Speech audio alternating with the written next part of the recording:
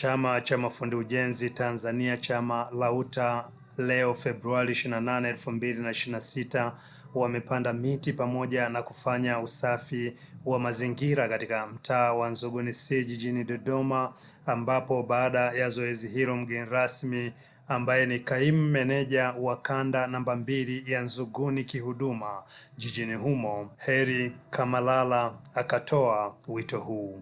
Rai yetu kubwa sisi kama viongozi, tunaomba wananchi wa eneo hili, hii miti ambayo imepandwa na wenzetu mafundi iwe sasa ni chachu ya kuendeleza kutunza mazingira, lakini na kuitunza hii miti.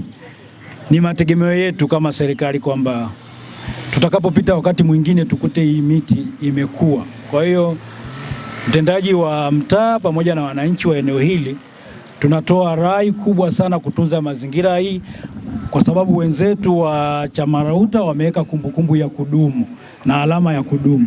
Kwa hiyo sisi wananchi wa Nzuguni C tuna wajibu wa kutunza mazingira, lakini iwe ni desturi yetu kila Jumamosi na kila mwisho wa mwezi kufanya usafi katika mazingira yetu haya. Ama kwa upande wake, makamu mwenyekiti wa chama LAUTA Taifa Twaribu Ibrahim Kasanzu amekuwa na haya ya kusema. Kwa niaba ya chama LAUTA Taifa, napenda kuanza kuishukuru serikali yetu kwa kutupatia nafasi na ushirikiano katika shughuli hii muhimu ya upandaji miti na utunzaji wa mazingira. Serikali imeendelea kutambua mchango wa taasisi na makundi ya kijamii kama chama LAUTA katika maendeleo ya taifa letu. Mafundi kama sehemu ya miundombinu, hivyo tunayo nafasi kubwa ya kuhakikisha maendeleo yanaendelea sambamba na utunzaji wa mazingira. 3.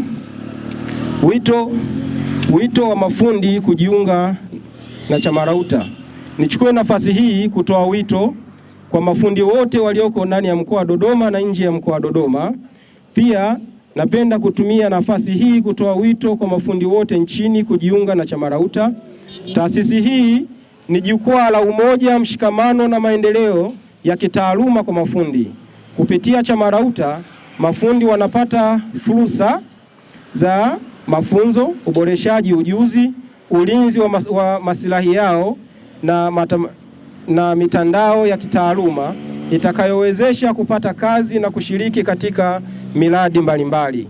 Naye mtendaji wa mtaa wa Nzuguni C jijini Dodoma, Rose Ezekieli, akasema leo tarehe 28 mwezi wa pili tumepata ugeni wa chama cha mafundi chama LAUTA. Tumejumuika nao kufanya usafi wa mazingira ili kulinda mazingira, na pia wapo tayari kutunza mazingira na kupanda miti. Siku ya leo tumepanda miti nao kwa pamoja na meneja wa kanda.